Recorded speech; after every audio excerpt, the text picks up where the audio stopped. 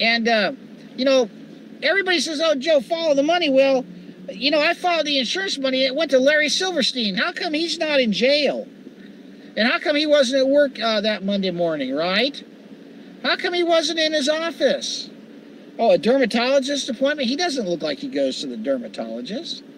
And Building 7, come on. Look, folks, what I'm trying to tell you is something's brewing, and we need to be on our guard. Don't sign your kids up for the military. Don't sign your children up for the military. Don't sign them up to come back in a body bag and fight somebody else's battles, okay? We need our men here protecting our country and our families here as they flood this country with people from all over the world with fake IDs and open up the jails. We need our men at home with us to protect us and protect their ladies and their moms and their sisters, not overseas testing out death rays and weapons that turn human beings into blobs and boats into bonfires. And that's what they're doing. And I think that's what they did off the coast of California on Labor Day. I've talked about this somewhat extensively, how I believe that boat may have been hit with either some sort of a drone strike or a directed energy weapon, because perhaps they may have seen something, or perhaps this is the inaugural kickoff to the second 9/11 level event that they have planned to get us into World War III. And I'm not putting up with it, folks. All right, I'm just one guy. I'm one man. I'm just an average Joe who's not going to sit back and allow humanity to be served on the table to a bloodbath, bloodlust, orgy feast for demons. Because that's what they're getting ready to do. They're setting up the groundwork for another massive kill-off of innocent people, and it's called a war, folks. That's what it is. And there aren't any other explanations for it. All right? There's no other word for what they have planned. It's a bloodbath. It's another satanic ritual sacrifice with the numerology all over the place. And the biggest weapon we have is the power of Jesus Christ and prayer in his name. That is the Achilles heel of the powers of darkness, ladies and gentlemen. And, you know, it's amazing. You know, I've been a Christian for 22 years now. I was Catholic. That's right, Jesuit trained by a bunch of pedophiles, right? That's right. Most of these guys that were working at the high school I went to, they were all into other things than they should have been involved in at modern day high school. Even the principal was taking the boys up to the mountains. Not me. I never got invited. I wouldn't have went anyway. But my point is that, yeah, I was Jesuit trained and raised in the institution. No, I'm not a Vatican assassin warlock. I am no longer a Catholic. I am a follower of Jesus Christ. I'm not even an evangelical Christian, folks. I don't associate myself with these denominations. I am a follower of Jesus, and I am in his army. And he told us quite a few things that are very important. One of which is that I have eternal life, and that no one can pluck me out of his hand. And neither death nor life nor hell nor principalities nor powers can take me away from him, because I am his. I've been bought with his sinless shed blood. Now, and with that comes incredible power, because Jesus even said, greater works will you do than did I. But we must have faith. And the problem is people's faith in the Bible and in Jesus Christ has been weakened by the educational system. So they think that prayer is kind of like, I don't know, Worcestershire on some ribeye, right? Instead of the main course. Prayer is the go-to in the first place. Not after we've tried everything else and then, okay, let's pray now. No, that is the first thing you do. That is the first place you go. That is the first action you must take anytime you're facing a situation called life on a daily basis. Before you go to bed, and the first thing you do in the morning should be prayer. I'm not kidding. And when we face difficult decisions, and we have things that we don't understand, and we're involved in situations that seem like they're out of our control, I can tell you right now that the first thing you need to do is realize that the end of your rope is where God is. And that's right where he wants you to be. Most people don't believe because they've been taught he's not real. I want to tell you we have tremendous power, and they're afraid of us. That's why they do everything they can to pervert us and to kill us and to make us sick and to make us afraid as they factory farm our fear and perversion. I'm not putting up with it, folks. And we're going to win this thing because we've got the greatest weapons. And that is prayer in the Spirit and in the power and in the name of Jesus Christ. All right? I'm not afraid of these people.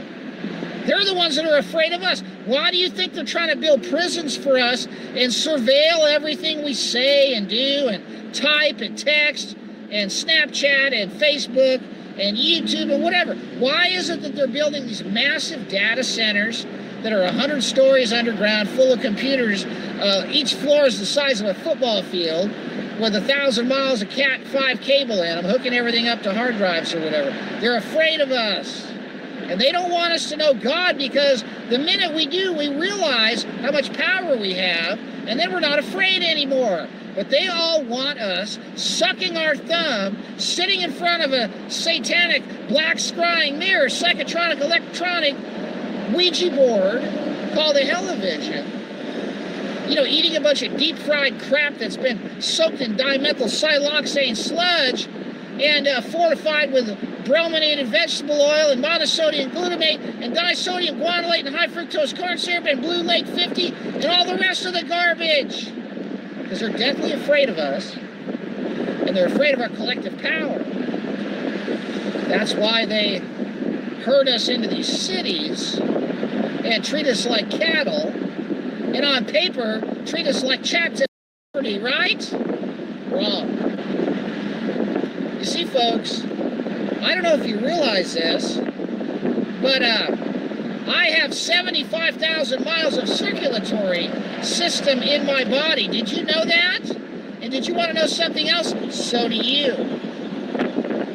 And that is why they try to pollute it and destroy it. Did you want to know why they put so much chlorine in the tap water? Because they know that when you take a shower, it vaporizes, and not only do you absorb it in your skin, but you breathe it. And do you know what chlorine does? You know what chlorine does, folks? It's an oxidizer. Chlorine is an oxidizer, right? And it oxidizes the arteries and the walls of your blood vessels. That's right.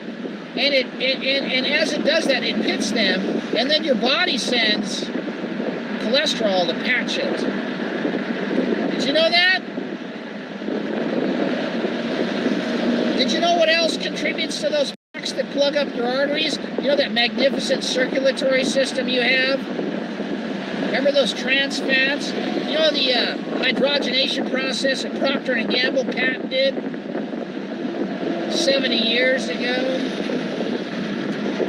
Those trans fats stick like glue to those oxidized, pitted sections of your arteries. And so they give you cholesterol medication to shrink your brain as they're trying to tell you they're trying to help you. Not only are they allowing your arteries to remain pitted with trans fats, but they're shrinking your brain mass with the statin drugs. You see how this works, folks? I'm talking about a God-given system that's 75,000 miles in length in our bodies, wound into our flesh, divinely created. He took 9 months to make us. These people aren't going to get away with this, ladies and gentlemen. By the way, how's the audio? Can you guys hear me okay? I'm doing 70 miles an hour right now. Is the audio okay? Can I hear it? Can I see if the audio's okay? All right, good. I'm getting off soon here. The wages of sin is death, and death awaits those who promote sin and try to force us into sin by beaming sin into our brains and beaming sin into our bodies through the systems they have erected, ladies and gentlemen. Media, medicine, education, all of these sorceries, if you will, are designed to destroy us, weaken us, make us afraid, make us perverted, and make everything inverted in diametric opposition to God's plan. So those that hate God and hate His Son, Jesus Christ, can have their way with the world. But I got news for you, ladies and gentlemen. We're winning. winning, and we're going to keep winning, and they're going to keep losing. Because the enemies of God are followers of Satan, and they are losers. All right? They live in fear. Because why? Because they feed on fear, and when you feed on something, you become it. Have you ever seen what people turn into when they eat nothing but fat? And I'm not talking about the keto diet. I'm talking about people who drink a gallon of whipped cream and a milkshake. They become fat, folks. If you feed on fat, you'll become fat. If you feed on fear, you will become afraid. If you feed on perversion, you will become perverted. You become what you take in. First through the eyes, then through the mouth, and through the nostrils, right? I got news for you, ladies and gentlemen. They're not all powerful. We are. The power really kicks in when you get right with God and you clean up your life with His help. I'm not saying that, one day you're going to wake up and say, oh, Jesus, forgive me, and all of a sudden, the heroin addiction's gone, the Red Box is gone, the Dr. Pepper's gone, the Oxys are gone, the video collection's gone. I'm not saying that's going to happen overnight, but I'll tell you this, folks, it's a process, and you'll get through it a lot quicker with His help. He's got all the power you need.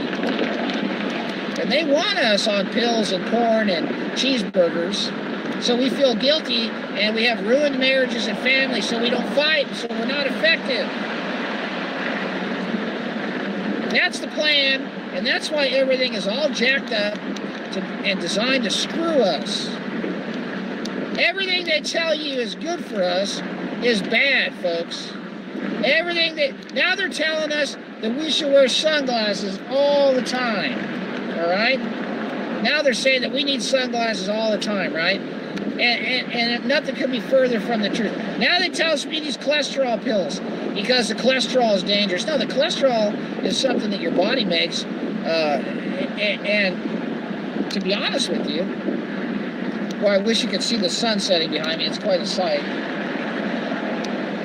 The sun hitting your skin turns cholesterol into vitamin D, and then you reabsorb it, and it's good for bones. And now they're telling us that high doses of vitamin D aren't helpful, and all this subterfuge and recipes for bone cancer and all kinds of problems, right? I mean, it's unbelievable, folks. All right, I think we hit a low point here. I can start looking presentable again. So now you can see what I look like in the normal circumstances here. All right, so my point is that they've got all the exits blocked, but guess what? We got the keys, and we can move the blocks out of the way. Now, I want to talk to you about these churches, because I'm sitting here looking at one right now. It's got a cross on it. How funny, I got a helicopter right over me following me. Yeah, I'm not going to do what I want to do to that helicopter right now. May offend some of my viewers, but these churches, if you haven't figured out, these churches are designed to keep you in a state of arrested spiritual development and in a state of cowardice, okay? The churches give you nothing but kindergarten curriculum. When it comes to spirituality, there is no power left in these churches. As a matter of fact, these churches are actually a detriment to your spiritual growth, okay? Because they cause you to be narrow-minded and myopic and not able to consider other perspectives or points of view or even information. And they're extremely dangerous in the sense that they espouse an eschatological and geopolitical perspective that foments racial division and hatred and bigotry towards innocent people, and ultimately warfare. And so, for that reason, these churches are extremely dangerous, especially the evangelical Christian churches. They're extremely dangerous because they will never warn you about the real battles that we face and the real threats to all of us, all right? And the real threats to all of us are literally all around us, ladies and gentlemen, and they continue to erect more and more of the threats as they continue to dumb you down further and further and further. These churches, you know, the schools are not the only corporate entities that are on the face of this earth that are involved in dumbing people down. As a matter of fact, one of the biggest strongholds that the devil has over the people of this earth is religion and the churches. And the churches are extremely effective at creating division and closed-mindedness, and of course, ultimate worship of the government and compliance with the government and those that control it, which are truly the enemies of Jesus Christ. And those are facts, folks. If you go to a church, I guarantee you will never have heard a sermon on how on the last night that Jesus was on the face of the earth before he sat down to his Last Supper. You know what he told his disciples? He said, hey guys, he who has no sword, let him sell his cloak and buy one, right? See, on his last night on earth, he warned his disciples, hey, it's time for a military-style weapon, right? See, gun ownership is biblical, folks. Self-defense is biblical. And a good defense is a good offense, right? And if you have an offensive balance of equilibrium in terms of power, you have peace. But if one has a tremendous advantage over the other, you have subjugation and bloodshed. That's history. Those are facts. Those are facts, folks. The church won't talk about that. The church won't talk about the shape of the earth.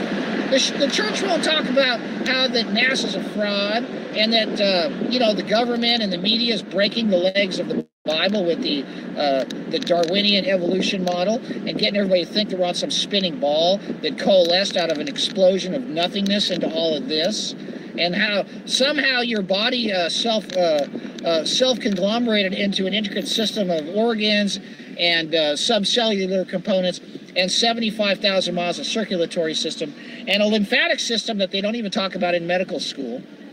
And yet we're supposed to believe that this earth is some spinning ball when it doesn't move, and that the sun and the moon are the same size and the same distance from the earth. And the Bible is clear about how there's a firmament above us, a solid structure above us, and yet the church won't talk about this. They're all in on it. The church is part of the problem. So as, Bolton's on his way out, watch the anti-jihadist rhetoric to pick up, because his replacement is now in, and the fix is in, folks. So be prepared for rough times. But nothing can be more important than prayer against any aggression towards us and our nation. And a draft reinstatement and all of the horrific things that go with another 9/11 style event that was going to make the first one look like a tea party, right? I don't wish that anyone perish, folks. And that's why I do these broadcasts, to get the collective consciousness and collective prayer rolling against those who seek us harm. And all I've ever done throughout any endeavor publicly I've ever made has been about protecting children and looking out for other people. And I can tell you right now, ladies and gentlemen, that the reason why I do this is not because it's some kick for me. It's because it's a duty as a follower of Jesus to warn others of the impending harm and the danger that we face, ladies and gentlemen. And prayer's our weapon. And they don't want you to know Jesus. They want you, you find a pastor that won't pray in his name, and I'll find you a pastor that's headed straight for hell. All right? Because there is no other name under heaven by which you must be saved, ladies and gentlemen. And anybody that doesn't have the courage to pray in his name has no courage. And you may not like my narrow-mindedness with respect to that, but you know what, folks? I don't know anybody else that came back from the dead and made the statement that in him is the ultimate sacrifice and the total forgiveness of sins, folks. I'm going to take it. He doesn't ask for me to drive around on a bicycle with a white shirt and a name tag and give 30% of my money to these people. He says, take my free gift and give it to everybody you know. And that's the truth, folks. That's why I'm in with Jesus, and you should be too. Get right with him, accept his forgiveness. Ask him to help you get off all the things that they've set up to kill you with, and he will help you. Try him. Test him. He will deliver. This is Joe Imbriano, P.O. Box 4121, Fullerton, California, 92834, and Joe Imbriano 777 at gmail.com. God bless. Take care, folks. Have a blessed evening.